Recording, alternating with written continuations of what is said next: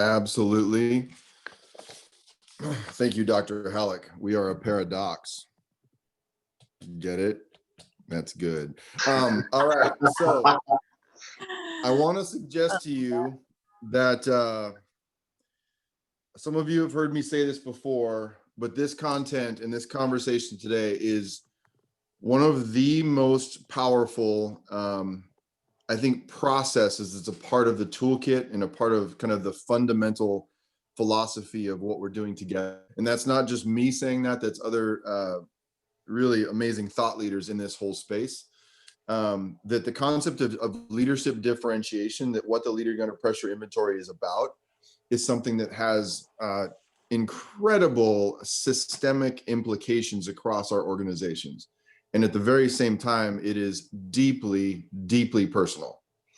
And so to get us there fast, because I think what's cool is I can't tell you how many conversations that Daniel and I have had with leaders across the spectrum of seasons of life, of different contexts, of different levels of leadership, that so many of the conversations have their rooting back into this concept. Because what leaders are so often talking with us about one-on-one or with the both of us or in coaching context is this deeply personal thing of how do I show up my best and deal with the very real moments that we know are formative developmentally, but tremendously hard to navigate. And I think one of the cool things about that is that it's just the awareness that these are important times to navigate, that how you show up is a powerful thing. So here's what I'd like to do to set the stage, because I can make this relevant to 90% of us right now, I think, but you have to help me. So what I need you to do is I need you to think of a medium to high pressure moment that you will likely be facing in the next 40 years. If you don't have one, stretch out the timeline. So you're not off the hook. To think of a medium to high pressure moment that could be occurring in the next 48 hours. And I want you to just jot down a couple notes about it. I want you to have something in mind. Now, let me give you some ideas. This could be a job interview, internally or externally. This could be a conversation with a loved one. This could be a birthday party that's coming up. For some of us, that will cause conversations of pressure. It could be an email that is sitting in your inbox. You haven't even looked at it yet, or maybe you have, but you saw the subject line appear. And so you're going to have to respond to that well. I'm trying to think of other examples that this could be about. It could be probably a lot of loved one. I would guess a lot of you thought of something like that. It could be a conversation that you're avoiding. Or it could be a conversation that you're not really avoiding, but you're kind of aware that it goes okay for you, but it doesn't go okay for other people who are involved. So like you don't feel a tremendous amount of pressure, but you're aware that there's pressure because you kind of are aware that something larger is happening in the context of this that you want to understand better, but you're not really connected to as well as you wish. Now, one of the things I am aware of, and I want to make a generalization, but I want to be careful, is that many of you who are, I'm thinking of whether I believe this is true, but let me just say it. There are a good portion of you who are wild leaders. And what I mean by that, like you're entering into this conversation for yourself. And you're dealing with the surprise and the hard things to deal with, and you're trying to improve yourself, that many of you, a good portion, probably score higher on the attention to others scale. There are a few of you also who score higher on the attention to self scale. And so my challenge is an opportunity is to speak to both sides of that, but also being aware that a lot of times people who are drawn to improving themselves are struggling through the higher attention to others part of this. And so for those of you that might be more newer to this, let me describe this. So if you got your situation, just give me a nod. Percy, can you give me a nod? Like, something we have that we're going to deal with in the next couple of days. I have mine. All right. Now I want you to open your feedback report to page 4. I love printing mine. Y'all, this is just for a side note. Check out my leading under. This is my WiLD profile. Spilled coffee on it yesterday, so now it looks like the Constitution. I kind of think I'm just going to keep it that way. It just shows like good use, right? Just ridiculous. So open to page 4. Now, something that I have described in the past, so keep that page 4 open, is I'm going to show you my high-tech slides I use sometimes. This is what's called a sigmoid curve. And there's 2 sigmoid curves on this page. So if you look at this first curve right here, I want you to pay attention to that. The fundamental thing going on, this is a way to model change, tough conversations, where pressure occurs. And the idea is this, that whatever's coming up in the next 48 hours is likely to be some sort of change. If it's a conversation, it's a change in position to someone else, because you're actually going to have a hard conversation that's likely to maybe change the relationship, even if it's in a small way. You may be compelled to deal with something.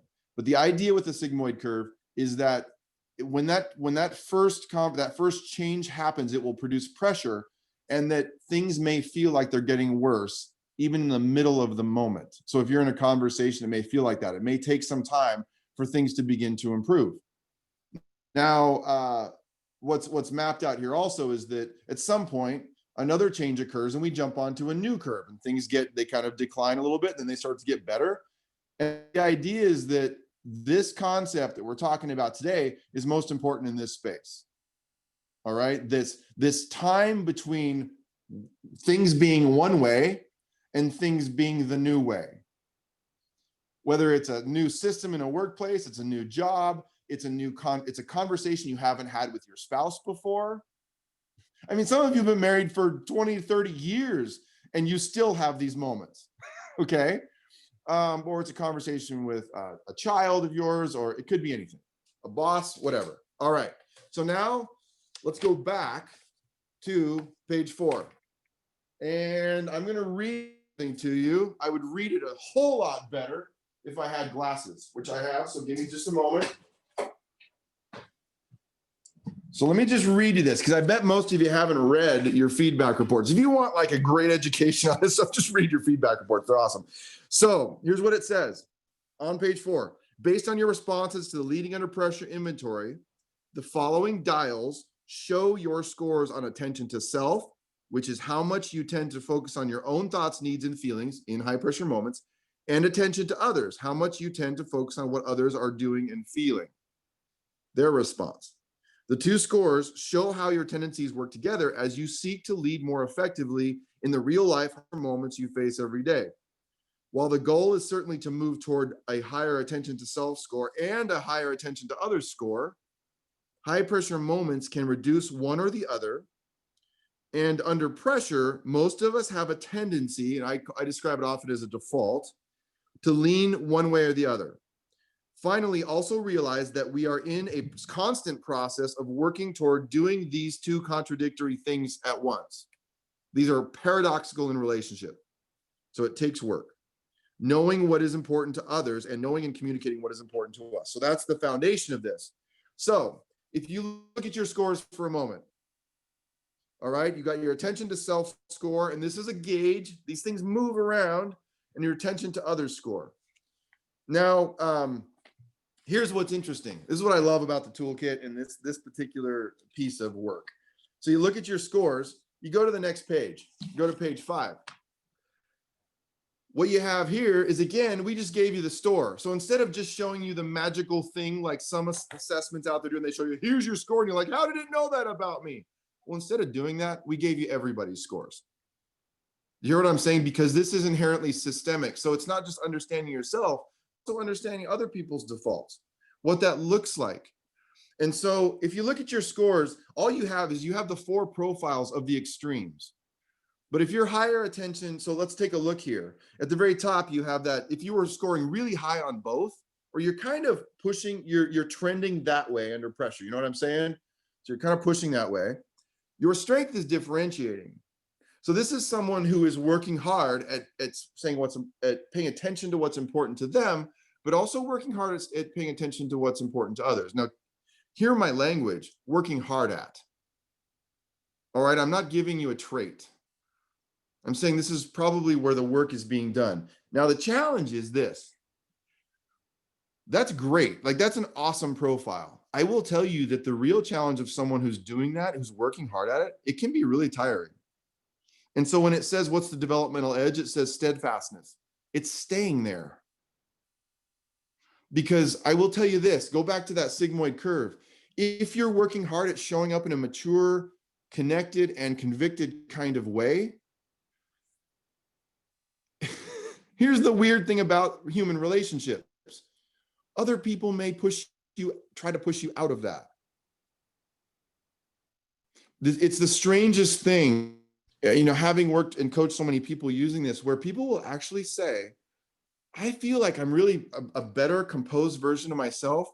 And that version of myself, when I was working hard at it, it caused other people to kind of freak out. Like, where people will actually say that their spouse has looked at them and said, you're so reactive. And the person we're coaching will say, and this is a family relationship, so we're careful about this. I'm not a therapist. What they will say is like, I have felt more calm. And it's like my calmness was increasing their anxiety, and they're feeling reactivity from me that I don't feel. And here's the deal. This is the smarter thinking. It's probably because that working hard is setting off their sigmoid curve because it's different. Do you see what I'm? And so what I want to suggest to you, and you have these 4 profiles, like the higher attention to self, so the left dial is higher, and the lower others. Strength is conviction. This is a person who's pretty clear about what matters to them under pressure. The developmental edge is remaining and maintaining that connective tissue to other people and what they're experiencing. Then you've got higher attention to others and the lower attention to self. So this is where the strength is connection. This is a person with that tissue, but they struggle to be clear about what's important to them in those moments. And then there is a way out, right? There's this other thing where we're talking about, this is where I say, like, after 6 p.m., I kind of become this. Don't try to have an important conversation in most cases. I will have to work really hard at being anything. Like, some pressure, they disappear. There's no self, there's attention to others. And sometimes that's because they're exhausted. Sometimes it's because they need to work a little harder, or they're not in a moment where they have the energy to do that. So that is a possibility. So their strength, listen to the way we label this, space for growth, right? Hey, there's lots of opportunity to do both things, which is true. But the development edge is up. Let's get back in the game, invested in relationships, and also in understanding who you are. So here's another thing I want to show you, another one of my high-tech slides. Here's where this gets awesome. It's so real to our experience. I just made this slide this morning, so you're the first. It's unveiled right now. It's going to be a big seller. I believe it. Just McKenna's dream. All right. That's you in the middle. Okay. Or this is us. That's the bigger ones, these dials right here. And I'm working hard at both sides. The reality of differentiation at another level is that you are not functioning. Your emotional processing is not functioning in a vacuum. It's in relationship to a lot of people. This is an inherently relational concept. Everything kind of is, by the way, psychologically speaking, emotional intelligence. It's like you can't even deal with that without thinking about the system of people.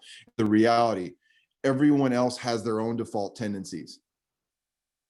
Like, they have their own pressure profile, whether they've used this process or not. Here's what's interesting. High attention to others people will pay a lot of attention to what other people's emotional processing is like, whether it's real or not. It will be a lot of that. High attention to self people who are in this middle part